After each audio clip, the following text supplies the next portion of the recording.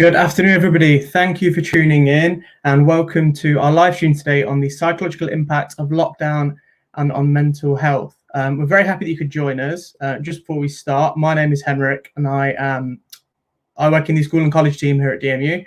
I'm just going to apologise in advance if you hear my dog barking, which has a tendency to bark and yap away. So I can only apologise in advance. But so today we're joined by two lecturers from the DMU psychology team for a discussion on the psychological effects on sleeping patterns, eating habits, and a few other things, which are all down to the UK's sudden dramatic lifestyle changes. So obviously, unless you've been hiding under a rock, we are talking about COVID-19. So our panel today will also be able to provide you with an insight into what studying psychology at DMU is going to be like, and we'll answer any questions that you have as we go through the stream. So we do encourage you to please pop any questions we've got. We'll try our best to answer those, and we'll take moments throughout this or at the end to answer any of those questions. So just before we start, once again, my name's Henrik, and I'm just going to bring in Dr. Stephanie. Hi, Stephanie, okay? Hello.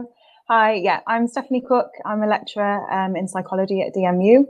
I've got a background in cognitive neuroscience, and I'm really interested in sensory perception, primarily pain perception and the sense of smell, and also eating behaviour. Unfortunately, I haven't been able to do much of my own research during the pandemic as I had to postpone the experiments that I had planned. But today I am going to talk about some of the research that has been going on in these fields and talk about some of the concerns raised by the pandemic. Cool, thank you, Stephanie. Yeah, sounds super interesting. And John, if I just bring you in as well. Yep. Hello, everyone. So I'm Dr. John Shaw. I am a sleep researcher here at DMU. I'm also using cognitive neuroscience. My research primarily looks at the way that we can use sleep to improve memory consolidation. So just improve memory in general. And like Stephanie, my research has been sadly impacted by COVID. It's very hard to watch people sleep when everybody is socially distancing. But today I'll just talk about how COVID has impacted our sleep patterns. Cool, wicked. Looking forward to that. So once again, thank you, everybody. And if you are tuning in, you already know that the COVID-19 pandemic has drastically altered the way most of us are currently living our lives. And it has sort of become, the new normal. A little bit strange, obviously, really weird times for everybody. But a result of this is we are being exposed to greater stressors, and one of the areas of concern that arises is the impact it's having on our mental health. So Stephanie, would you be able to tell us a little bit more about this? Yeah, sure. So I'm going to try and share my slides with you now.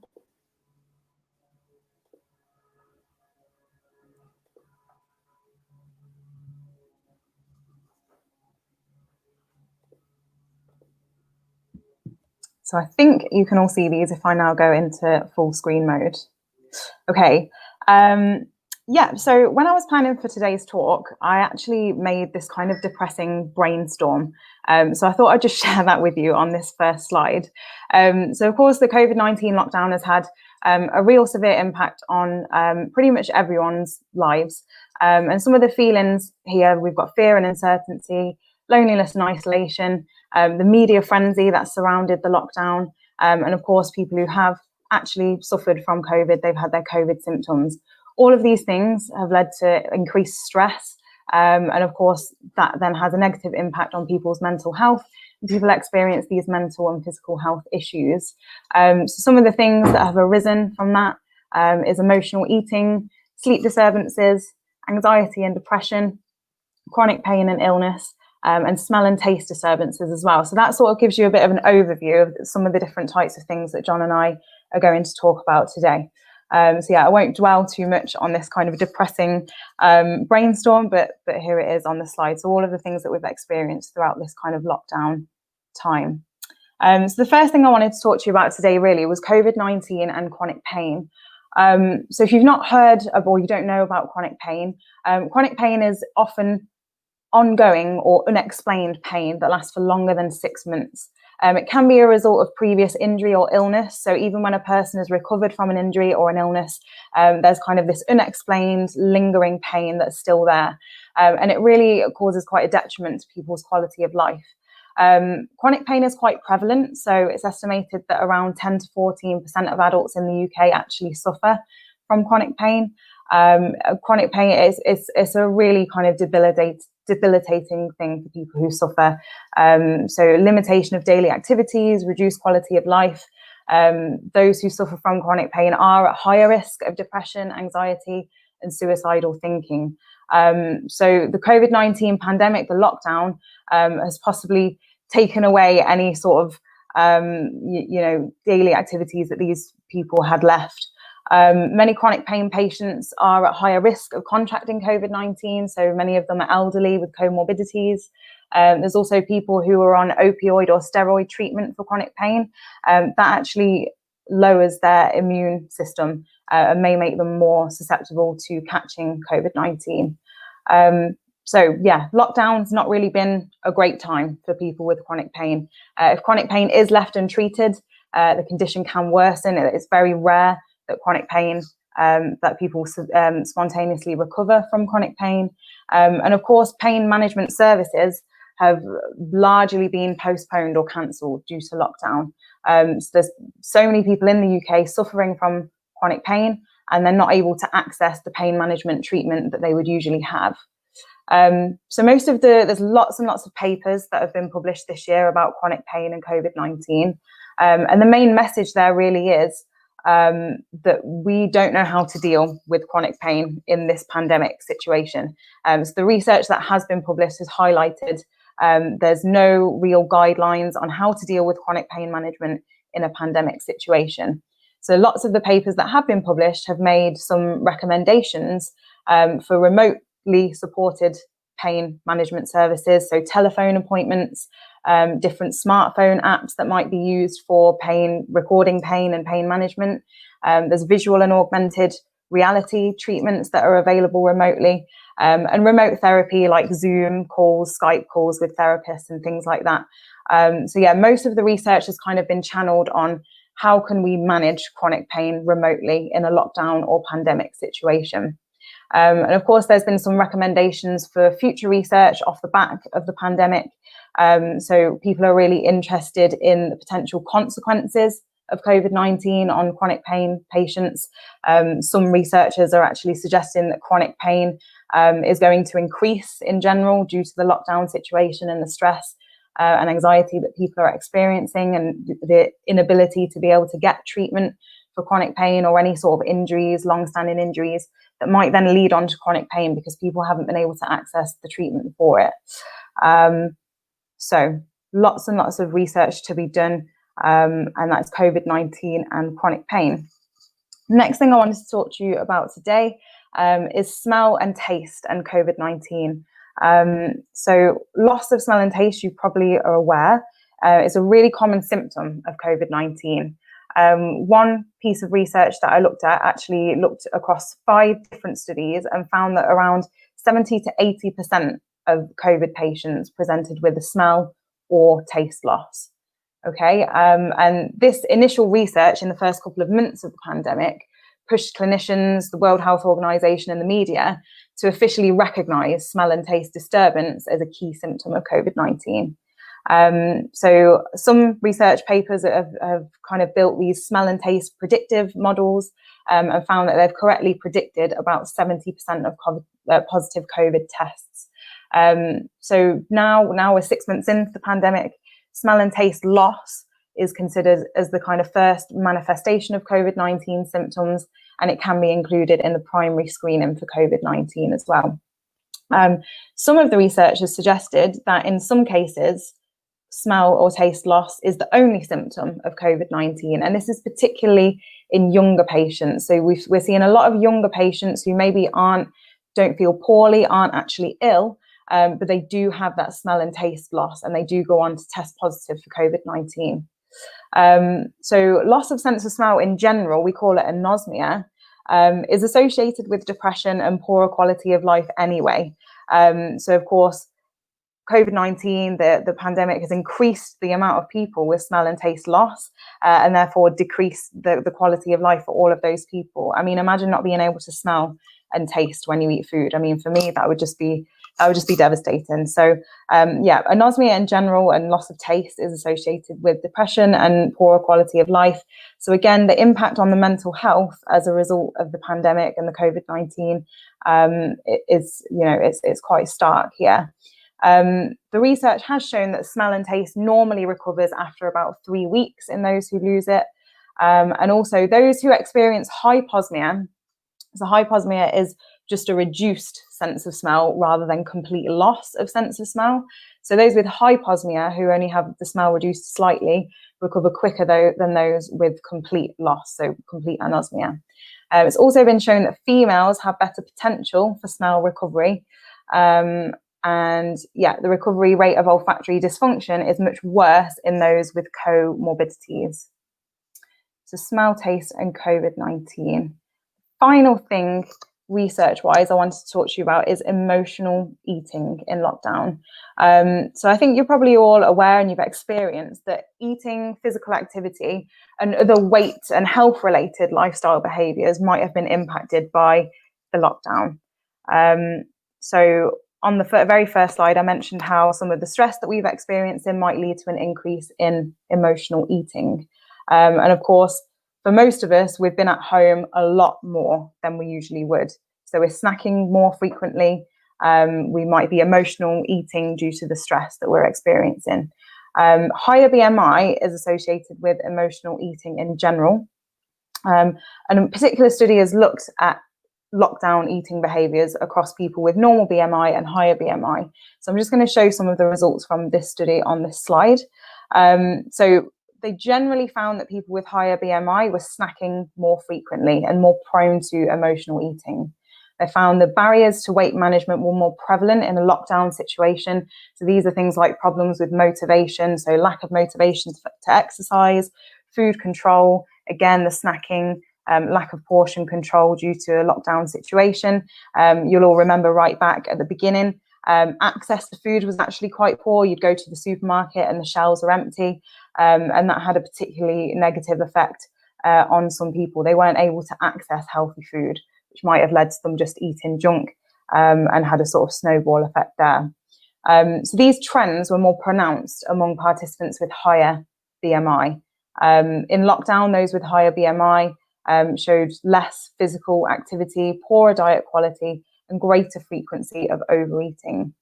And they also found that emotional eaters reported more negative coping strategies during lockdown. So people who are prone to emotional eating are more likely to continue emotional eating, drinking alcohol, whereas those who normally have a healthy lifestyle or lower BMI were sort of okay, and maybe they were able to just continue their motivation and normal eating strategies. But those with higher BMIs and those prone to emotional eating tended to struggle a little bit more. So in this particular study, they found the decline in mental health because of the COVID-19 crisis was not associated with higher BMI, but it was predictive of greater overeating and lower physical activity. So a decline in mental health, all the stress as a result of the pandemic, is predictive of greater overeating and less exercise in general. So the conclusions really drawn from this study is that the COVID-19 crisis might have had a disproportionately large effect on those with high BMI or obesity. So I think this is kind of an overarching theme of the effects of the COVID-19 pandemic, which I am about to mention again on the next slide. But this idea that some people have coped quite well and actually had quite a positive experience in lockdown, and others have had not so much. And I'll talk about that more in just a second.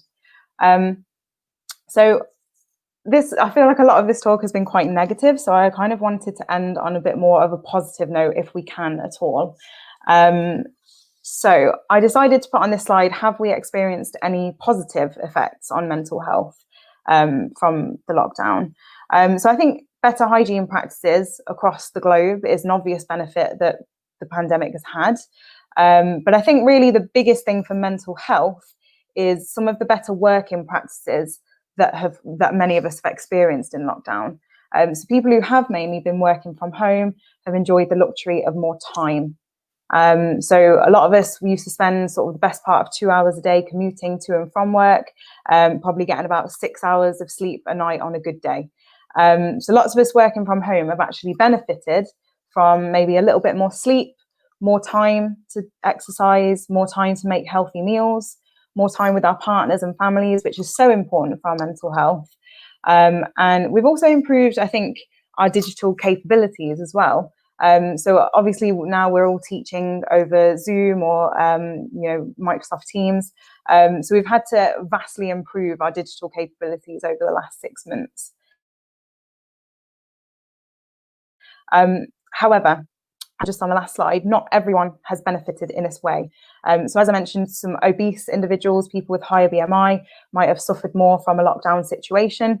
Again, key workers, people who've had to work throughout the pandemic, or people who've had children to care for at home, they might not have benefited from more sleep and more time. And of course, those who've been furloughed or lost their jobs, they will not have had those benefits either. So I think this is a kind of wider socio-economic problem that's come from the pandemic. I think whilst some people in middle class people might have done quite well out of this situation and actually managed to save money and improve their mental health by not having to travel to work every day, many people from sort of working classes and lower socio-economic groups have really struggled. And I think they are the people whose mental health will be most affected. So yeah, that's what I wanted to finish on. I hope you enjoyed that kind of really general overview of some of the research that's being carried out during the COVID-19 pandemic.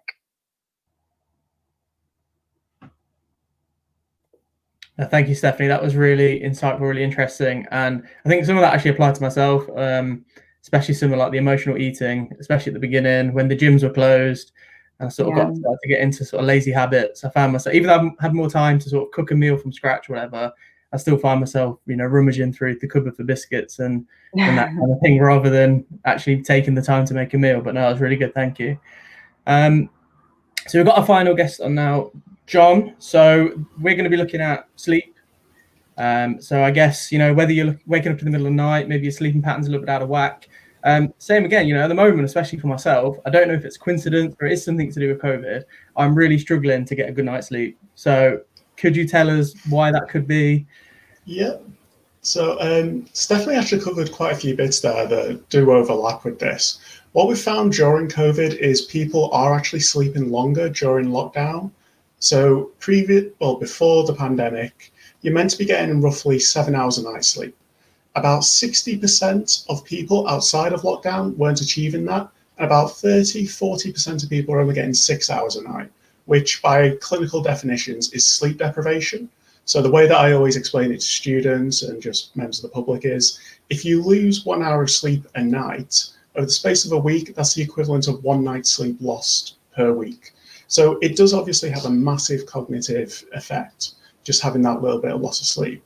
But what we found is since COVID and the lockdown has happened, only about 37% of people are not getting 7 hours. So we're seeing a reduction of about 23% in people. So people are sleeping more. So looking at the facts and figures, what we see is people are getting more sleep, and they're also interestingly going to bed later. So there's roughly an hour time shift where if they're going to bed, if they previously went to bed at 9 p.m., they're now going to bed at roughly 10 p.m. But they're also waking up later by about an hour and 35 minutes. So we are sleeping longer. And part of that is, as Stephanie said, there's no more commute involved. So if you were previously I was previously getting up at like 5:30, 6 a.m. to commute in. I now don't have to do that. I can stay in bed until 7 and still be in work for the exact same time. Same with coming home. We're just a little bit less tired from commuting, so we're more active. We stay up later. But another part of it is that we are also just using technology more at home, and that is affecting sleep as well. So in the morning, because of the shift in the day, we're not necessarily using alarm clocks. We're now relying on natural light, which we might not get before, because the sun is the best timekeeper, it's the best regulator of sleep. So just by being home and being in bed when the sun might come up, you're more likely to get into a natural rhythm in that way. Now, what this means for if you're staying indoors during winter, it's not exactly clear right now, and that's going to be some interesting research that's coming up in the next few months, especially in the UK, where it's naturally dreary, cloudy, and dark most of the time anyway. But it'd just be interesting to see where that goes. But we are seeing people napping less, using less alarm clocks. People are not necessarily enjoying their sleep more, but we are getting more sleep. And really, the interesting part about this is it's only occurring on weekdays. So we're not getting any benefit to sleep during the weekends. It is only during these weekdays. So it does appear to be tied quite clearly to the workspace, not having to commute in, not having to do anything like that. So that benefit is really day to day, and we'll see that with students as well. So not having to go into lectures, being able to really do your own material in your own time with pre-recorded lectures here at DMU. We expect to see a similar shift there. Now, although we are getting more sleep, we're not actually getting better sleep. And I think that's something that you talked about just there. You're actually worrying about sleep more. So we're constantly updating these figures, but in April, about 43% of people reported finding it harder to sleep, whether that's through periods of insomnia or when you're just about to go to sleep, you start to worry about the pandemic. So you start to worry about what's going on. But beyond that, about 75% have said that it's directly COVID-induced anxiety, which is affecting their sleep. And what's interesting, well, the bit that I find interesting is that it's also deeply affecting our dreams. So in some surveys, about 40% of people have been saying that they've been having much more vivid dreams than usual, and not necessarily nightmares, just more vivid dreams. But those of them have nightmares, they tend to report more COVID-based nightmares or things that they can link to COVID. So people in hazmat suits, general dystopian futures where the human race has gone. Spiders seems to be a lot. There's one about teeth falling out because that's due to anxiety and worry. So we're seeing all this, and this is reported across the globe. It's not just unique to the UK. There are some cultural variations, but overall, we're worrying. And this lack of, well, even though we're getting more sleep, it's what's termed hypersomnia, where we're getting more sleep, but it's not necessarily refreshing sleep. It's not sleep that's actively benefiting us. And hypersomnia is actually really intrinsically linked with depression. So the more sleep you get, the actual higher risk you are of depression, and there's a higher comorbidity. So again, as we enter in the winter months, it's going to be an interesting interaction between them where we get more sleep, we have less light, so our body clock is again off kilter. We'll be more likely to be depressed because seasonal affective disorder for some people can kick in as well. So it's going to be very complex, and the research is, it sounds morbid to say, but it's going to be exciting to see what comes out of it. And just another thing as well, what we're seeing is that even though we're at home, we're using our phones more, we're using electronics more because we're not interacting. So I'm sure that everybody at some point has had those Zoom meetings, Skype meetings, where you're playing, it's quite big at the start, was doing quizzes with friends or family. People do that, they do that late, and then the effect of seeing a screen that late at night delays their sleep further. So what we're seeing is really a never-ending cycle where people stay up late, they look at their phones or they look at screens, that delays their sleep further, they sleep in later in the morning, and it just gradually shifts their body clock over and over and over. Now with students, they naturally have a later body clock, so they're more likely to go to bed at about 1 a.m., 2 a.m. compared to older adults, but we're also seeing this for every single age range. So it's really a global effect. It's affecting everybody out there. And weirdly, it's affecting females more than males at the moment. That's especially reported for dreams. And we're not too sure why that is. But overall, it's really a negative. COVID's just really affecting our sleep. There's no other way to put it. Although we're having more sleep, it's not good quality and it's deeply affecting us. And really, that's all the research is saying. And that's about it for that one. Cool, thank you, John. Yeah, I mean, for some reason I don't know, I'm struggling at the moment to get sleep. I don't know if it's because I'm waking up and I'm on my phone, I'm blasting it before bed, I'm on my phone.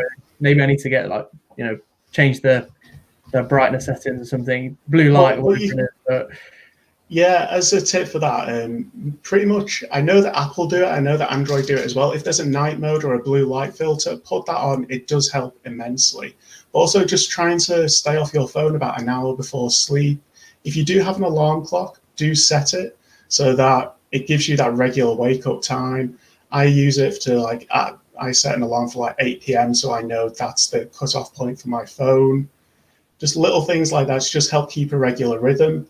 if anybody's like in university and they are primarily like working, sleeping in the same place, do try to have that separation. Don't just work in your bed, because then you confuse your body to knowing where they should be sleeping. So you just need to create that little bit of a routine, and that will help. Cool, wicked. Thank you, John. Yeah, and thank you, Stephanie, too. Thank you for both of your insightful contributions today. We've got a couple of questions that we'll ask you, some Q&As. So I'll just fire them at both of you, and I'll let you sort of pick between you who wants to answer what, or you can chip in together, whatever. So this one's more related to the course. So how much support will you get on your own studies as a psychology student? Sorry, what? I missed that middle word that I just crackled out. Sorry, yeah. So how much support will I get conducting my own studies as a psychology student? I can take that one. Yeah, go on. Yep. So you actually do quite a lot of studies throughout your degree. So as part of the first year research methods and second year research methods, you'll be conducting roughly 2 or 3 studies every year. And then in your third year, you'll be doing your dissertation, where you're given quite a lot of freedom in terms of what you want to do. As long as it's ethically sound and feasible, you can pretty much do what you want. And those first year and second year research methods courses are really getting you up to speed, giving you that training to be able to go out there and do your own thing. And during the dissertation, you'll be assigned a supervisor who just makes sure everything's okay. They'll help guide you a little. So there's a lot of support available. We've got our psychology technicians who are, I think, underappreciated, because they are the ones that really make everything work. And students can go to them and get help with setting up studies. So there's a lot of support available. Cool, thank you. And so another question on the course. What is the advantage of studying an accredited psychology course / degree? I can take this one if you want. So yeah, our psychology course at DMU is BPS accredited, so accredited by the British Psychological Society. And that basically means that what you have done in your degree is recognised by a formal body for psychology in the UK. So that means if you want to go on to further study, whether that's a master's course, a PhD, most of those courses will have some requirement for you to have done a BPS accredited degree. So yeah, the advantage of doing an accredited psychology course is that you can then go on post-grad to do the things that you want to do. And if you want to eventually become a chartered psychologist, then you will need that accredited degree in order to do that. Cool, thank you. Another question here. Do you get to choose your own dissertation topic? Within reason. So for the most part, what happens is you get an option to choose your supervisor, and you list 4 or 5 names. You then speak with that supervisor to talk through ideas. Some supervisors tend to like to stay within their own wheelhouse. They like to have some idea what's going on. Some do give slightly more freedom. So as I said earlier, I'm a sleep researcher, but if I feel confident that a student knows a topic, I am happy to provide support when it comes to just general dissertation work, but as long as they know the area, that's fine. So last year I had somebody who came to me with the idea of doing personality expression in tabletop role-playing games like Dungeons and Dragons, which I have literally no experience with. But he worked with the society. He knew all about it. He knew about personality. So I was happy to provide that support for him and just let him go with it. That's not the case for every supervisor, but you'll always find an idea that you and your supervisor is happy with. That sounds pretty wild. Thank you. Yeah.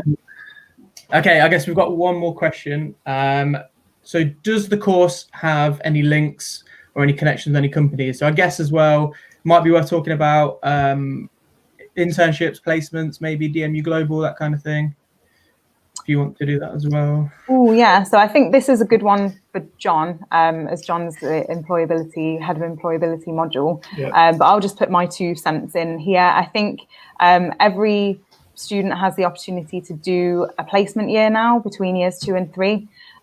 So you can go and work for a company, and I believe DMU does have connections with companies for you to do that. And there's lots and lots of employability events at DMU, like the PAVE conference, where you can actually get in touch with potential employers for you to go on to do these placement years. I'm sure John has much more to say on this. So yeah. So within the psychology degree, we actually have employability as a theme throughout. So in both your first and second year, you'll complete a very short employability portfolio where you really reflect on your skills, what you want to do. Then as part of third year, there is the employability module, which I run. As part of that, we think about things such as job applications, job interviews, how to find a job, reflecting on your own skills and where you can go. Constantly throughout that, it's changed due to COVID because we can't have some measures in place. Previously, it was students had to complete 50 hours of work experience. That could be either voluntary work or paid work, and they got an option to source that themselves, or we would help find them opportunities. At the moment, we've had to change it just due to skill development, but we do have those links with companies out there. And as Stephanie said, with the PAVE conference, it is online this year, but we've got, at the moment, I know of 54 employers. And this is people like the NHS, large grad schemes, the local prison service. They come in and they're able to give students an opportunity to get to know them, really develop that connection, and in some places get work placements there. So we've had a few students who have done work placements with some schools through this program. And I think at the moment, the current numbers are roughly 1,000 students signed up to the conference, maybe a bit less. So it is a massive event and it happens every year. So we really do promote the employability aspect and those connections to companies throughout the degree. Yeah, and just to add as well, like definitely if you're considering a placement or whether it's psychology or any course in general, fully advise going and doing a placement or an internship or anything that's going to get you that work experience, because obviously when it comes to graduating, it's just going to put you that one step ahead of the competition. It's going to give you something to talk about in your interviews and pop down your CV and that kind of thing. Just before we wrap up, do either of you two have anything you'd like to add or anything you'd like to say? I think so. Cool. No, that's no worries. So we'll have to finish the live stream here. Thank you everyone for tuning in, and thank you both John and Stephanie for helping with that today. It was really insightful, some really good information out there. Obviously, very, very relevant at the moment because of the sort of times we're living in. If anyone is interested in studying at DMU, we do have a digital open day. Sorry, I was going to say normal. It's definitely not normal. It's a digital open day, which is on the 14th of November. So that will be done through the comfort of your own living room. You can do it from your bed if you really wanted to. So you'll be able to tune in with that, chat to academics, chat to current students, ask any questions that you've got regarding anything to do with DMU and going to university. And you can also connect with the future students in the 2021 applying to DMU Facebook group. So a good way to network, meet your peers, that kind of thing. So thank you for joining today, and we'll be doing a few more live streams in the near future. So please do look to tune into those. And yeah, goodbye for now. Thank you.